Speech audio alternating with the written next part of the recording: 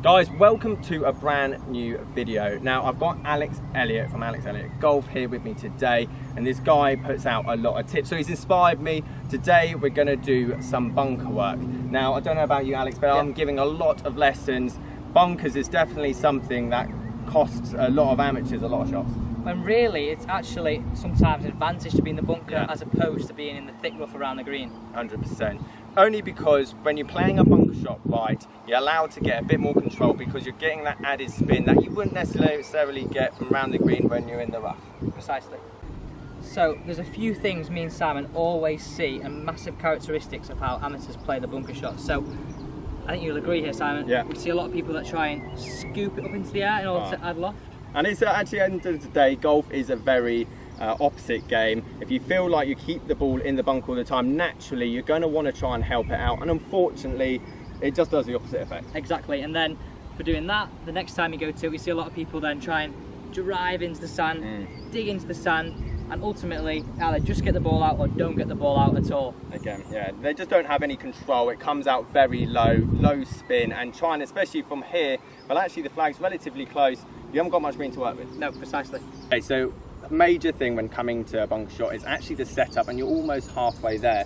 So as Alex is going to show now, you're going to see a wide stance here, because now all of a sudden you're actually getting a much shallower angle attached to the ball. Hands are going to be in line with the ball, and weight slightly going to be onto that left side just to allow that club to come into the sand.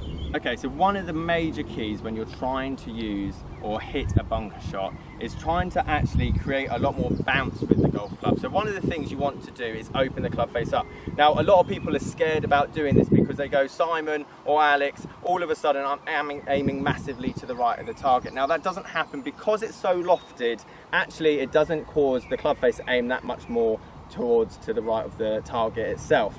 So what we do is we can aim a tiny bit left, and only a tiny bit, and what we want to do is have the ball just inside the left of your foot. Would you agree, Alex? Yeah, definitely. I always like to see about a club head inside your left foot. Exactly. Now at the same time we want a tiny bit of weight on the front foot because we do need that club to get down into the sand, but we're not talking a lot. At the end of the day we don't want to be catching the sand with the leading edge. Again, we're trying to bounce and release that club naturally underneath the ball so we get a nice amount of height and a nice amount of spin. Alex, do you think there's anything more to add? For me, so it's a really simple way, and Simon will agree with this. So like you were saying there, we don't want to drive with the hands and hit with the leading edge. So if I took a picture of myself at a dress now, if you can try and recreate that at impact, then like Simon said, you're going to skim that club underneath the ball, generate spin, and pop that ball up. So there you have it, guys. That is our bunker lesson from me and Alex on how to get the ball out successfully. Guys, if you like these kind of videos, then please let me know. Give it a thumbs up, leave a comment below. Make sure to check Alex's channel out. He has tons of great content when it comes to this kind of stuff. So there you have it. Guys, thank you for watching. I would have literally been gutted if that had gone in the hole. And it wasn't that one.